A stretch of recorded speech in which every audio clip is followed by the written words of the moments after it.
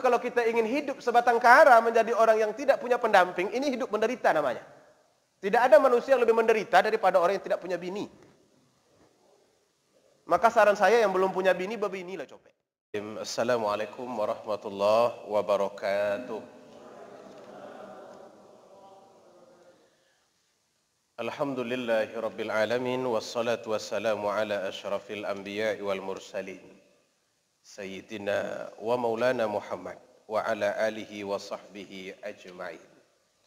Subhanaka la ilma lana illa ma 'allamtana innaka antal alimul hakim. Mari kita bersyukur memuji Allah Ta'ala. Mudah-mudahan nikmat-nikmat yang Allah berikan kepada kita senantiasa menambah kita menjadi lebih baik. Karena memang tidak ada pilihan kecuali harus menjadi lebih baik. Setiap hari yang kita lalui akan menghabiskan usia yang kita miliki. Orang yang cerdas itu pasti adalah orang yang tidak mau sesuatu yang diberikannya secara terbatas lalu dia gunakan dengan sembarangan. Karena itu ada satu tantangan dari Nabi SAW agar senantiasa menggunakan hari-hari ini dengan sebaik mungkin. Kemudian salawat serta salam kepada Rasulullah. Allahumma salli ala Sayyidina Muhammad wa ala alihi wa sahbihi ajma'in. Bapak Ibu yang dimuliakan Allah Subhanahu wa Ta'ala, ini adalah pertemuan kedua setelah Hari Raya Idul Fitri. Dan kemarin saya minta kepada Diki sebagai fasilitator agar saya difokuskan saja di hari Jumat. Karena kalau hari Kamis itu satu posisi saya agak jauh dari kota. Jadi mengejar kemari pas zuhur itu berat. Dan kemudian time di sholat zuhur itu cuma 10 menit. Jadi nanti mengejarnya 40, pulangnya 40, yang dapat 10. Itu yang agak berat. Jadi saya minta supaya saya diposisikan di hari Jumat. Kan insya Allah materi ini akan selalu disampaikan di Jumat pertama. Masih tentang keluarga. Kita pernah mendengar satu istilah bahwa wanita itu diciptakan dari tulang rusuk yang bengkok. Kata-kata bengkok ini persepsinya selalu negatif. Diletakkan kemanapun, telunjuk lurus, kelingking berkelok. Berkelok itu kan bengkok itulah. Itu persepsinya ini orangnya ini nggak bisa diajak secara baik-baik. Orangnya tak benar. Maka banyak orang yang mengatakan ketika dia marah kepada orang rumahnya, memanglah kalian ini tercipta dari tulang rusuk bengkok. Sekali bengkok tuh memang takkan lurus-lurus, bengkok terus. Wah, marahnya begitu. Dan kaum ibu juga nggak mau dikatakan bengkok. Itu pula anehnya. Kalau ada di belakang sekarang di balik tabir kepalsuan ini, ditanya kepadanya mau tidak disebut bengkok? Nggak mau dia disebut bengkok. Nah masalahnya Rasulullah sendiri yang menyebut bahwa dia tercipta dari tulang rusuk yang bengkok. Innal insan, apa katanya? Khuliqana min dhila'. Sesungguhnya wanita itu diciptakan dari dhila'. Inna a'waju dhila' a'lah, lebih kurang begitu kalimatnya. Sesungguhnya yang paling bengkok dari tulang rusuk itu adalah yang bagian atas. Nah hadirin yang dirahmati, pertanyaan kita, kalau memang ini artinya buruk, kenapa Allah pilih justru wanita itu dari asal yang buruk? Rasa-rasanya tak mungkin Allah mengambil sesuatu tanpa ada hikmahnya. Karena sebegitu banyaknya bahagian tertentu dari Nabi Adam itu, kok yang diambil itu tulang rusuk? Padahal Nabi Adam masih punya tulang betis. Ya, tapi mungkin kalau sempatlah wanita itu diciptakan dari tulang betis laki-laki, asik kena sepak aja.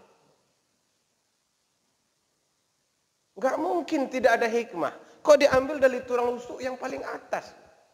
Ada tulang tangan lurus. Ada tulang kaki juga lurus. Tulang paha lurus. Lalu kenapa Allah ambil dengan yang bengkok? Apa maksudnya? Nah, kalau memang itu adalah pilihan Allah, tentu tidak mungkin tidak ada hikmah. Nah, masalahnya kalau begitu kita mesti memahami bengkok itu dengan pahaman yang benar. Kalau salah pemahamannya maka salah kalimatnya.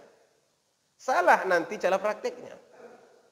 Nah, hadirin yang dirahmati, ada memang satu ungkapan Rasulullah Shallallahu Alaihi Wasallam pernah menyebutkan bahwa tidak aku lihat adanya seseorang yang lebih membahayakan kaum laki-laki daripada kaum yang paling kurang akalnya, yaitu wanita. Apakah maksud kurang akal yang disebut Nabi ini bengkok itu tadi? Dan rasa-rasa kita kalau memang kaum wanita itu kurang akal, maksudnya dengan tidak cerdik, ini perlu kita evaluasi. Karena ternyata kaum wanita itu juga banyak yang pintar-pintar. Menteri Keuangan kita, siapa namanya? Sri Mulyani. Laki-laki perempuan tuh? Perempuan. Apa enggak ada laki-laki di Indonesia ini yang bisa keuangan tuh? Ini di Bank Riau banyak. Enggak ada yang jadi menteri. Ya karena enggak dipilih oleh Jokowi, Ustaz, itu begitulah jawabannya. Tapi di Jakarta juga banyak. Kenapa tidak laki-laki? Dia pernah menjabat sebagai orang penting di Bank Dunia. Istilahnya yang diurusnya itu bukan lagi yang kecil-kecil. Kalau mengurus keuangan RT kita saja tak mampu, dia bisa mengurus Bank Dunia. Nah, itu kan berarti bukan tidak cerdas. Kalau begitu apa maksud Nabi wanita itu kurang akal? Nah, hadirin yang dirahmati, wanita ini disebut oleh Rasulullah kurang akalnya, itu bukan karena dia tidak pintar.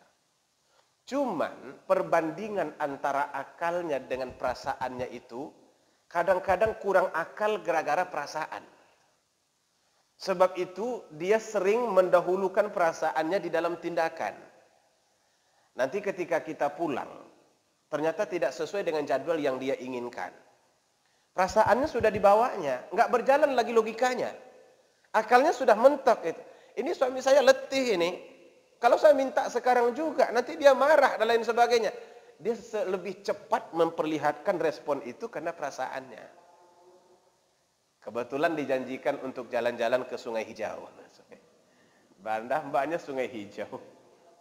Itu sudah sangat hebat itu kalau sekarang. Corona ini memang tak boleh lama-lama jauh-jauh. Sudah 2 minggu dijanjikan untuk itu. Tapi tak jadi-jadi. Ada saja halangan supaya akibatnya perjalanan itu tertunda. Nah, dia mulai berubah. Kata-katanya sudah mulai tidak terkontrol. Makanya kalau tidak bisa menepati janji itu jangan janji-janji juga. Ada 2 minggu dengan anak-anak, enggak juga jadi-jadi. Macam-macam. Padahal dia tahu apa yang kita buat. Dan dia juga tahu kesibukan kita. Kenapa dia bisa lepas kontrol begitu? Perasaannya lebih dominan ketika itu daripada akalnya, daripada pertimbangan logikanya. Karena itu dia disebut sebagai makhluk yang kurang akal, bukan tidak berakal. Nah, berbanding laki-laki, kita logis kita itu lebih tinggi, lebih dominan daripada perasaan. Sebab itu banyak laki-laki itu yang tak punya perasaan. Betul kan Ustaz? Bayangkan saja anak 3, istri sedang mengandung, dia selingkuh pula tuh. Perasaan tidak tuh? Laki-laki itu. Tapi itu tak termasuk saya. Nggak sedikit yang begitu. Padahal kalau kita tengok dia mengandung, ini ulah kita sendiri, begitu kan? Ulah kita itu memang kita yang mau. Lalu dia yang membawa beban, kita bagian enak-enaknya saja. Karena perasaan kurang, logika kita lebih. Nah, karena logika lebih ini di dalam kebijakan memang tidak diberikan kepada wanita. Karena wanita itu selalu mengemukakan perasaan. Contohnya bagaimana? Talak misalkan dalam keluarga. Kenapa talak itu ada pada pihak laki-laki? Karena untuk satu talak itu memerlukan logika. Pertimbangan matang, sebab ini artinya pemutusan keputusan begitu. Pemutusan hubungan. Kalau sekiranya orang yang diberikan kebijakan, pemegang kebijakan itu untuk memutuskan hubungan yang lebih mendahulukan perasaan, 3 kali sehari jatuhnya talak. Sebab itu agama kita tidak diberikannya kepada kaum perempuan. Diberikannya kepada kaum laki-laki. Kita kalau sudah babnya bab itu, berfikir kita. Ceraikan aku. Kan sering kita dengar kalimat begitu. Ceraikan. Suaminya masih diam juga. Ceraikan. Nah, kalau sudah habis, memang begitu hilang pula akal laki-lakinya, perasaannya lebih ngeri pula lagi. Cerai-cerai kau bilang, memangnya berapa yang kamu mau? 9, 12, 16? Oh, ditawarkan banyak-banyak. Maka ada yang cerai talak 1000. Untuk talak itu nggak perlu 1000, satu saja sudah cukup itu. Ini 1000 diberikannya, gara-gara kondisi emosinya sudah tidak terkendali. Nah, oleh karena itu, maka sesungguhnya kata-kata dilak tadi itu, bengkok tadi bukan maksudnya bengkok dalam bidang perangai. Kalau kita sebut bengkok dalam bidang perangai yang bermaknakan buruk, laki-laki lebih banyak buruk perangainya. Yang bejat siapa? Laki-laki apa perempuan? Yang suka selingkuh siapa? Laki-laki apa perempuan? Yang suka tidak ngasih belanja? Laki-laki apa perempuan? Yang egois? Laki-laki perempuan? Wah, kan harinya nggak mau menjawab nih. Saya curiganya nanti yang saya bahas ini kok ternyata ada di sini begitu. Hadirin yang dirahmati Allah Subhanahu wa taala. Maka oleh karena itu kata-kata dilak, bengkok yang terdapat di dalam hadis itu artinya emosinya lebih tidak stabil berbanding logikanya. Dia dia orang yang sensitif. Perasaannya memang begitu Allah ciptakan. Dia orang yang mudah menangis. Dia orang yang lebay. Dia orang yang alay. Ya, kata anak-anak muda kan begitu. Saya pun tak tahu apa alay ini. Pokoknya asal sebut saja. Nah, kenapa bisa begini Allah buat? Memang itu tujuannya untuk membuat kehidupan lebih nyaman. Supaya seimbang antara laki-laki yang lebih logis dengan wanita yang lebih berperasaan. Kalau dua-duanya pakai kalimat logis, laki-laki logis, wanita juga sangat logis, maka tidak akan terjadi keluarga bahagia itu. Coba bayangkan kalau sekiranya dua-duanya logis. Logis dan kurang perasaan. Mati anak-anak itu malam hari dibuat. Justru karena wanita itu lebih berperasaan lah, maka anak-anak bayi itu masih hidup. Jujur saja kita ini kan begitu modelnya. Menangis bayi kita yang bangun, tapi kita nggak langsung mengambilnya. Kita bangunkan pula emaknya. Anak kamu tuh menangis. Anakmu menangis. Giliran ngasih nama, itu gak double itu. Anaknya perempuan, nama ayahnya Joni, nama ibunya Evita. Diberi nama anak Noni Joni Evita. Tapi giliran menangis, Evita yang turun. Joni nggak mau. Joni meluk bantal. Ada Joni di sini, mohon maaf. Nggak ada ya. Meluk bantal. Kenapa bisa begitu? Logis kita lebih, perasaan kita kurang. Karena itu kita tidak merasa bahwa ini perlu diambil. Ada juga memang laki-laki yang bisa menyesuaikan diri. Tapi secara umum seperti itu sifatnya. Nah, disitulah fungsinya perasaan dia tadi itu. Begitu terdengar anak menangis, dia bangun. Baru itu. Jamnya jam 2. Dia baru tidur jam 12. Akhirnya dia bangun. Ditengok anak.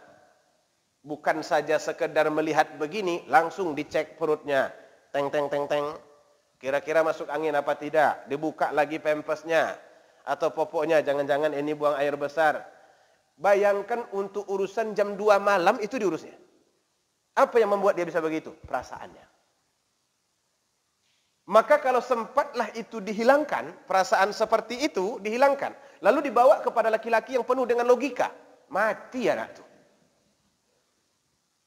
Ini jam tidur nggak bisa diganggu. Papa besok mau ke kantor. Kalau papa sekarang bangun juga, besok di kantor nggak selesai. Ya udahlah, biarkan sajalah dulu. Kan begitu tuh.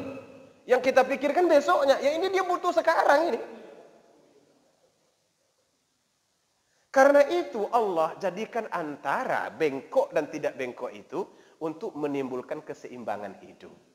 Diciptakan oleh Allah wanita dengan perasaannya, diciptakan pula oleh Allah laki-laki dengan logikanya. Akhirnya ketika kedua-duanya ini diramu menjadi satu, disitulah munculnya kebahagiaan itu. Maka oleh karena itu jangan pernah mengimpikan bahwa istri kita tidak bengkok. Kita kepengen dia lurus seperti kita pula. Orangnya tegas, orangnya emosional, orangnya galak. Saya pikir susah kita. Jangankan memang benar-benar transfer begitu. Punya istri pemain Smackdown saja, saya pikir itu kita perlu mikir-mikir dulu itu melanjutkannya. Nanti marah kita kepadanya langsung digertaknya. Aku Smackdown nanti bagaimana? Karena kita justru kepengen suara dia yang lembut itulah yang membuat kita rindu. Halo? Halo kan begitu. Tapi kalau sempat kita telepon, halo? Hah? Langsung menggetar telepon. Nah, tolong kita nelpon bini begitu. Karena dia mengayun-ayun suaranya itulah dia terasa wanita. Karena dia selalu bertanya dengan suaranya itulah dia wanita. Maka oleh karena itu, kata Rasulullah, kalau ini coba engkau luruskan, maka engkau akan mematahkannya. Jangan paksa dia logika. Jangan paksa dia punya logis. Lalu menghilangkan perasaannya. Tidak bisa. Engkau akan mematahkannya. Dan kalau terus engkau paksa, kata Nabi, maka akhirnya engkau akan meninggalkannya. Sebab itulah manusia itu akhirnya bercerai ketika tidak bisa memahami kejiwaan wanita ini. Akhirnya dia bercerai. Karena dia ingin wanita itu seperti pikiran dia. Dia tidak mau wanita itu seperti wanita. Seperti pikiran dia. Akhirnya bercerai.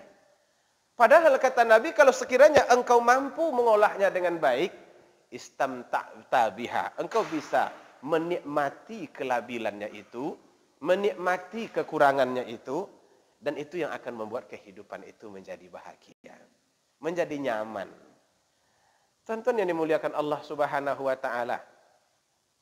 Di puncak Mandeh sampai di situ selalu ada orang berfoto. Dan foto itu laki-laki dan perempuan, istrinya dan suami. Coba tengok gayanya. Dari gaya itu menunjukkan pribadinya. Wanita ini jarang yang berdiri sendiri begini.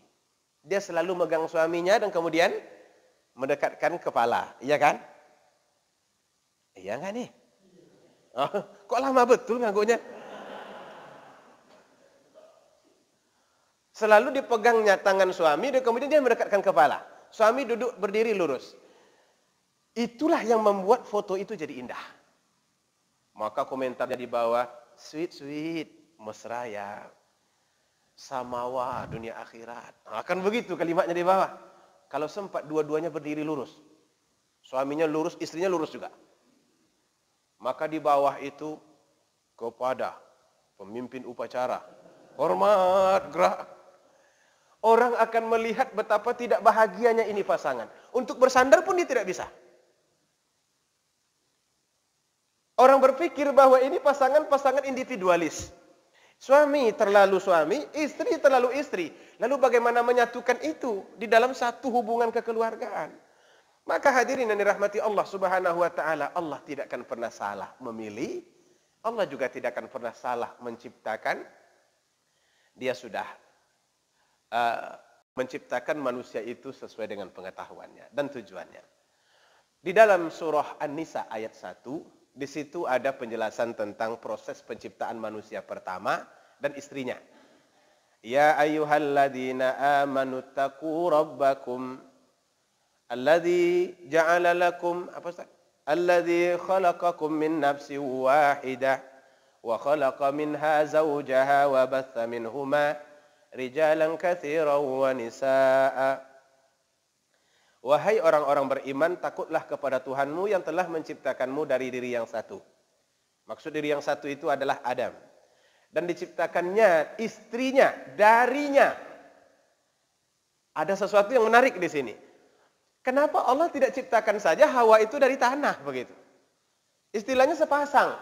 Satu laki-laki, satu perempuan. Ambil dua kek. Kalau memang harus digenggam tanah itu, segenggam ini laki-laki, segenggam perempuan. Nah, jadilah laki-laki perempuan sepasang. Kenapa diciptakannya kok malah dari Adam? Apakah itu tidak perlu kita pertanyakan? Hadirin yang dimuliakan Allah Ta'ala. sudah menjadi naluri manusia bahwa anak itu kita sayang. Maka kalau sudah menikah namanya kita ingin punya anak, ingin punya anak. Tapi bisa tidak kita bedakan mana anak angkat, mana anak kandung? Apa bedanya?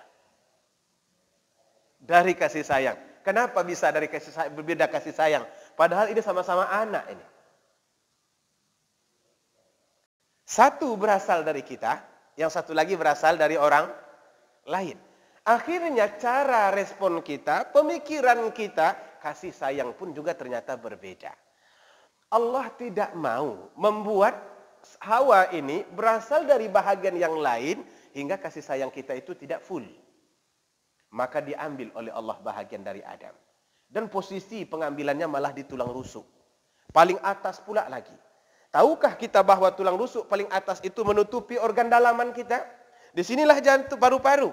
Di tengah-tengah ini ada hati. Di sebelahnya ada jantung. Itu yang ditutup oleh bahagian-bahagian tulang yang diambil oleh Allah untuk menciptakan Hawa. Kok dari sini? Karena letaknya di sini.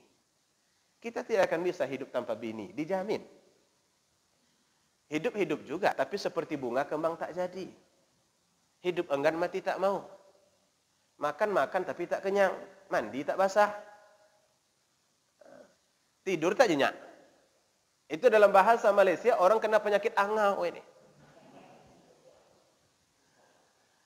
Hidup bisa, cuman nggak akan ada inti isi dari hidup itu kalau kita tidak punya pasangan. Karena di sini letaknya pasangan itu. Sebab itu orang kalau sudah punya istri itu rata-rata gemuk. Karena hatinya senang. Kalau ada orang punya istri tak gemuk itu menderita itu. Kadang-kadang. Tidak semuanya. Ada juga yang karena memang bekerja keras untuk menghidupi istri tercinta, akhirnya dia jadi kurus.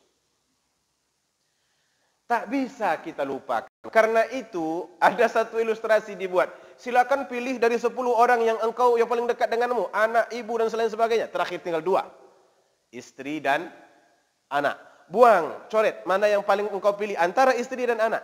Akhirnya dipilih istri.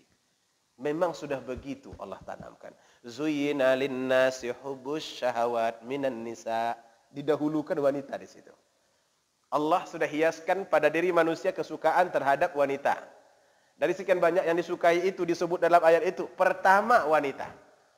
Karena itu tidak bisa. Kemana-mana itu juga yang kita cari. Lalu kalau kita ingin hidup sebatang kara menjadi orang yang tidak punya pendamping. Ini hidup menderita namanya. Tidak ada manusia yang lebih menderita daripada orang yang tidak punya bini. Maka saran saya yang belum punya bini, berbinilah copet. Dan yang sudah berbini,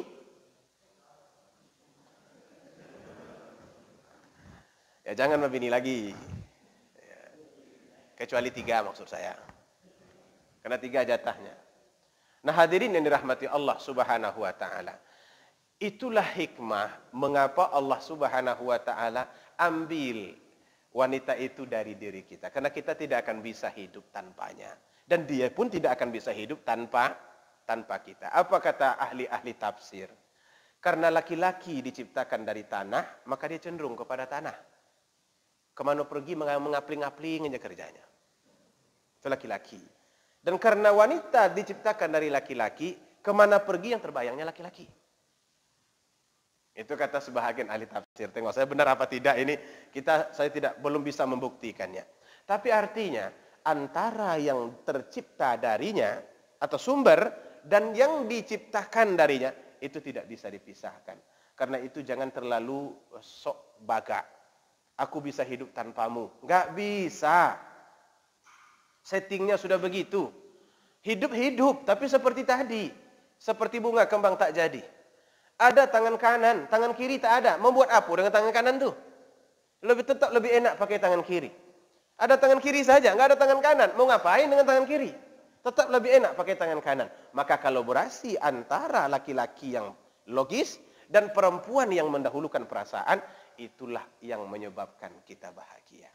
Begitu dia bangun tidur, kita masih tidur meleleh-leleh air liur. Saking enaknya tidur. Dia sudah berpikir itu, ini mau makan apa nanti ini? Sarapan apa? Sudah berpikir begitu. Anak time sekolah, itu semuanya ditengoknya. Begitu masuk jam 9, baru selesai makan, makan apa kita nanti? Ditanya juga lagi tuh. Kalau kita laki-laki nggak begitu, baru aja makan nanti-nanti aja lah. Kita pikirkan, nah kalau sempat istri sama dengan kita kalimatnya, nanti-nanti aja lah bang kita pikirkan, kira-kira berapa lama tahannya, ayo. Pada bulan keberapa bercerai? Kita nanya jam 12.30, perut sudah keroncongan, masa apa tadi mak, nanti-nanti aja lah bang kita pikirkan. Maka kita banting pintu. Nah, karena tadi katanya laki-laki itu kan nggak berperasaan tuh. Dibanting pintu, kemudian muncullah pertanyaan. Ini kayaknya dia memang tidak sayang lagi dengan saya. Dah, habis dah. Untung Allah ciptakan dia sebagai wanita yang penuh dengan perasaan. Karena itu jangan minta dia untuk merubah pribadinya itu, tetapi pahamilah ia sebagai seorang wanita. Begitulah kira-kira. Ini pesannya seperti tukang jual obat jadinya. Ada pertanyaan bapak-bapak sebelah kiri. Semua pertanyaan boleh kecuali pertanyaan untuk menambah bini. Itu tidak dibolehkan. Karena kalau ini ditonton nanti oleh ibu-ibu, habis saya diserang. Diserangnya di Facebook pula tuh. Ini ada bang? Abang-abang? Tidak ya? Baik. Itulah makna dari wanita diciptakan dari tulang rusuk yang bengkok. Mudah-mudahan perbincangan kita sore ini dapat memberikan kepada kita pemahaman. Hingga juga kita bisa memberikan respon yang tepat dari pemahaman yang kita miliki. Bapak Ibu yang dimuliakan Allah Subhanahu wa taala, kita tutup dengan membacakan alhamdulillah. Alhamdulillahirabbil alamin, dan doa kafaratul majelis. Subhanakallahumma wa bihamdika asyhadu an la ilaha illa anta astaghfiruka wa atubu ilaik. Kalau ada yang kurang saya mohon maaf. Ini babnya bab keluarga ini memang akan ketawanya banyak dan berguraunya juga banyak, kecuali bab serius. Itu pasti lebih serius. Assalamualaikum warahmatullahi wabarakatuh.